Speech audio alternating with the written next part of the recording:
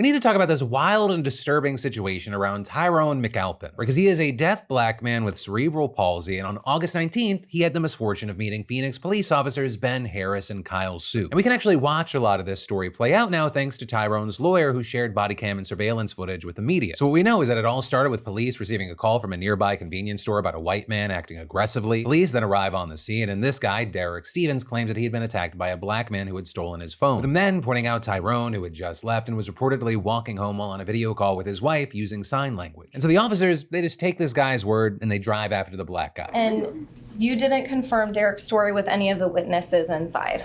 No. With us then getting to see how this encounter started. Hey buddy, stop where you're at. Have a seat. And if you take another look, the police truck pulls up in front of Tyron. He doesn't seem to hear the officer because, of course, he is deaf. And he moves out of the way and he starts walking around the back. But then, before the truck even comes to a complete stop, Harris is out the door. And because we're on YouTube, I can't show it all, but he grabs Tyron, he pushes him, punches him, and eventually brings him to the ground. And Tyron, of course, was backing away. He also put his hands up in defense. And yes, it looks like he may have even thrown a couple of punches right back. But also with this, keeping in mind, it's not clear that he even had time to register the fact that it was a police officer who was attacking him. But in any case, with Tyron now face down on the ground, Harris is repeatedly barking the same order at him. Get your hands behind your back. Get your hands behind your back. Get your hands behind your back.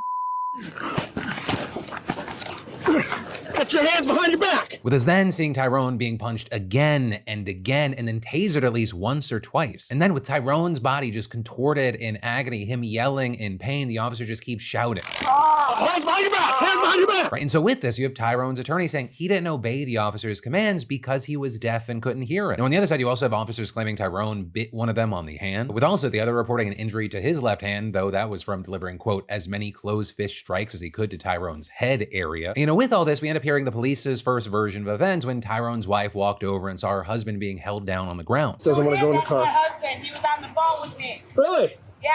Okay, well, he's under arrest for assault on a police officer. What happened? He assaulted somebody at the Circle K. You can wait over there. I'll tell you right about it in a little bit. He's got the cabin on the phone, and the whole time he didn't assault nobody. Okay.